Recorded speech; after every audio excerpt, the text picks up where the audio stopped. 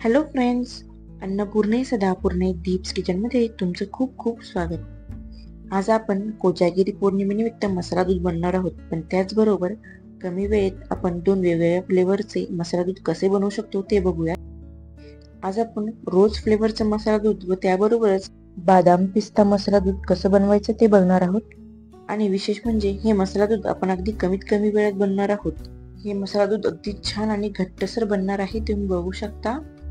आणि टेस्टला तर अगदी लाजवाब असतात, त्यामुळे व्हिडिओ शेवटपर्यंत नक्की बघा. चला तर पटकन आपण मसाला दूध बनवायला सुरुवात करूया. इथे मी 1 लिटर गाईचे दूध घेतलेले आहे. तुम्ही हवं तर म्हशीचे दूध सुद्धा घेऊ शकता. फक्त दूध जे आहे ते फुल फॅट असावं. आता आपण हाय फ्लेमवर सर्वात आधी दूध व्यवस्थित तापवून घेणार आहोत. 10 ते 12 मिनिटांनंतर दुधाला छान उकळी यायला सुरुवात झालेली आहे. आपण वरची जी साय आहे ती व्यवस्थित पुन्हा दुधामध्ये मिक्स करणार आहोत, ज्यामुळे दुधाचा घट्टपणा अजून वाढेल.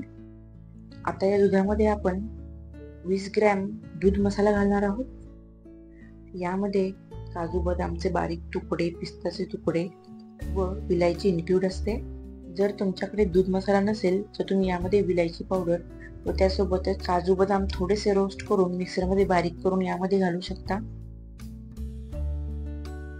दूध मसाल्यासोबतच यामध्ये मी काजू बदामची बारीक केलेली 2 टेबलस्पून पावडर यामध्ये घालत आहे, त्यामुळे मसाला दूध अजून छान टेस्टी बनेल. व्यवस्थित मिक्स करून घ्यायचं आहे.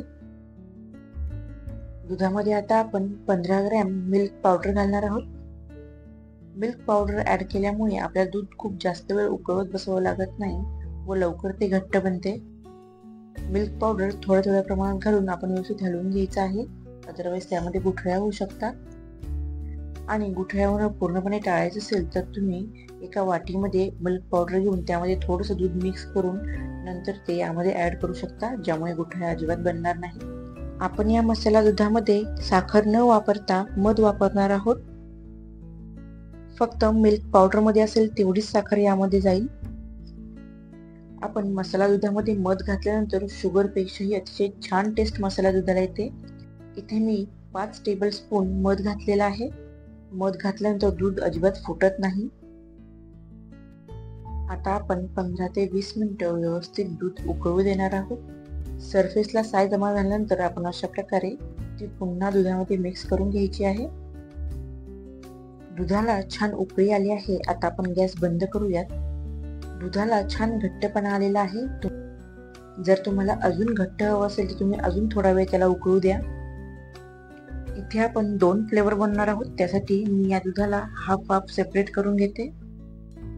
आता या हाफ पोर्शन मध्ये आपण बदाम पिस्ता फ्लेवर मसाला दूध बनवणार आहोत.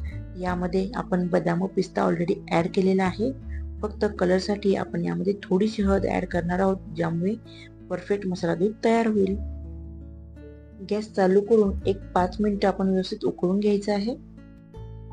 5 मिनिटे व्यवस्थित उकळून झाल्यानंतर आपण हे बदाम पिस्ता फ्लेवर मसाला दूध छान गरमागरम सर्व करूया.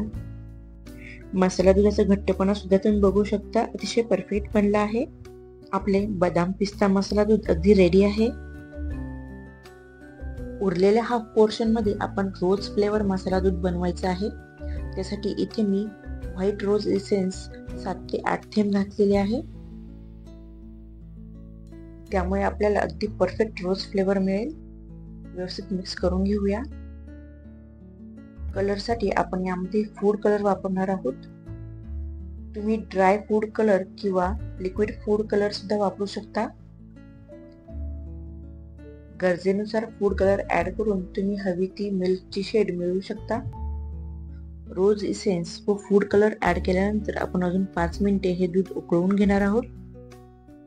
5 मिनिटांनंतर आपलं रोज फ्लेवर मसाला दूध सुद्धा रेडी आहे. हे रोज फ्लेवरचे मसाला दूध अमेझिंग लागते, तुम्ही नक्की ट्राय करून बघा. रोज फ्लेवर मसाला दूध गरमागरम सर्व करूया. याचा कलर व टेक्स्चर अगदी मनमोहक आहे. आपले रोज फ्लेवर मसाला दूध सुद्धा अगदी रेडी आहे. यामध्ये तुम्हाला सर्वात जास्त कोणता फ्लेवर आवडला, बदाम पिस्ता मसाला दूध की रोज फ्लेवर मसाला दूध, मला कमेंट करून नक्की सांगा. तुम्हाला हे झटपट बनणारे रोज फ्लेवर मसाला दूध व त्यासोबतच बदाम पिस्ता मसाला दूध बनवण्याची पद्धत आवडली असेल तर नक्की ट्राय करून बघा आणि अशाच नवनवीन रेसिपीजसाठी अन्नपूर्णे सदापूर्णे दीप्स किचनला सबस्क्राईब करा. धन्यवाद.